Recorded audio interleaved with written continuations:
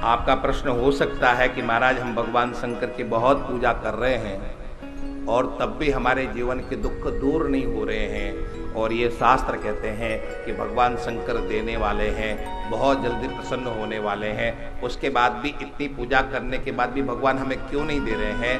तो उसमें दो कारण हो सकते हैं। पहला कारण तो ये हो सकता है कि भगवान भोलेनाथ आपसे और पूजा करवाना चाहते हैं कि बेटा और पूजा करो तब मैं तुम्हें दूंगा, पहला। और दूसरा, शायद भगवान शंकर हमें इसलिए नहीं दे रहे हैं कि जो चीज हम मांग रहे हैं वो हमारे लिए उचित नहीं है, इसलिए भगवान शंकर हमें नहीं दे रहे।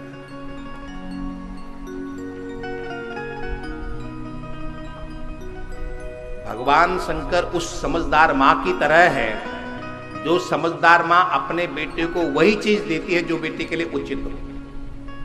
मैं आप लोगों से एक प्रश्न पूछूं, आपका छोटा सा बच्चा है, उसे बुखार आया है और सामने आइसक्रीम वाला आइसक्रीम बेचने के लिए आया है और वो आइसक्रीम आपसे मांग रहा है, आप आइसक्रीम उसको दोगे? दे दोगे क्या? नहीं दोगे ना। बच्चा रोएगा तब दोगे कि नहीं? तब भी नहीं दोगे ना। बच्चा रोएगा, चीखेगा, चिल्लाएगा, तब भी आप उसको आइसक्रीम नहीं, क्यों नहीं दोगे? क्योंकि आइसक्रीम उसको अच्छा लगेगा, क्यों मांग रहा है, उसे पता नहीं है, वो तो खा जाएगा, लेकिन उसके बाद क्या होगा, उसका बुखार, और उसके लिए वो लाभदायक नहीं है। इसलिए एक समझदार मां अपने बेटे को कभी भी वो आइसक्रीम नहीं दे। ठीक उसी तरह से भगवान शंकर भी समझते हैं कि जो ये मांग रहा है इसके लिए ये ठीक नहीं है, इससे इसको और नुकसान होने वाला है, दुख होने वाला है, इसलिए भगवान शंकर नहीं।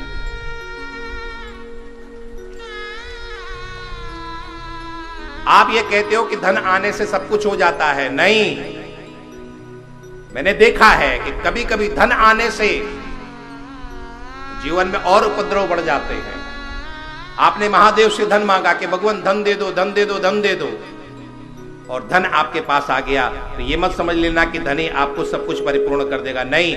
कभी कभी धन भी आने से जीवन में इतने उपद्रव बढ़ जाते हैं कि व्यक्ति फिर महादेव से प्रार्थना करता है, हे महादेव, मैं गरीब ही ठीक था कि धन आने से इतने उपद्रव आ गए। इसलिए संतों ने एक बात कही है, आपको यदि समझ में आए तो आप भी इस बात का थोड़ा पालन करना। संतों ने एक बहुत अच्छी बात कही है।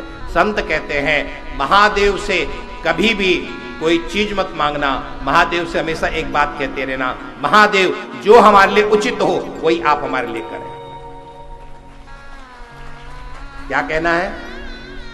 महादेव जो हमारे लिए उचित हो वही आप हमारे लिए करें, क्योंकि हम अज्ञ हैं, हम अज्ञानी हैं, हमारी कुछ सीमाएं हैं बुद्धि की, हमारी सोचने की एक सीमा है, हम कितना सोच सकते हैं, शायद हमारा सोचना गलत हो जाए, हमारी बुद्धि का वो निर्णय गलत हो जाए। इसलिए महादेव आप सर्वज्ञ हैं, आप सब कुछ जानने वाले हैं, हे महादेव हमारे लिए जो उचित हो वो आप हमें देने की कृपा। भागवत में धुंधकारी का चरित्र आता है, आप लोगों ने सुना होगा। धुंधकारी के पिता आत्मदेव, बेटा नहीं था, एक संत के पास गए, चरणों में सिर फोड़ने लगे, मुझे बेटा दो, बेटा दो, बेटा दो। संत ने कहा कि मत ले जाओ बेटा, बेटा मिलने से तुम्हें सुख नहीं मिलने वाला, नहीं नहीं मुझे तो बेटा दो, बेटा दो, बेटा दो। संत ने बेटा दे दिया, और बाद में वही आत्मदेव कहते हैं कि मैंने संत से बेटा मांग करके बहुत बड़ी गलती। ऐसा मत समझना कि पदार्थ आपको सुख देते हैं। कुछ चीजें हमारे जीवन में कमियां होती हैं, लेकिन वो कमियां भी हमारे लिए अच्छी होती हैं, क्योंकि उन कमियों की पूर्ति होते न जाने कितने कितने उपद्रव जीवन में प्रारंभ हो जाते हैं।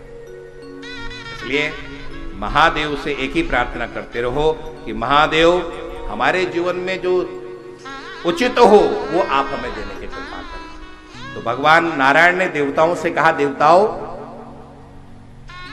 भगवान शिव की पूजा ये सर्वश्रेष्ठ साधन है, भगवान शिव जी की पूजा होती रहे, इससे बढ़कर के और कुछ है नहीं है। और जीवन की सबसे बड़ी हानि कब है, जीवन का सबसे बड़ा अमंगल कब है?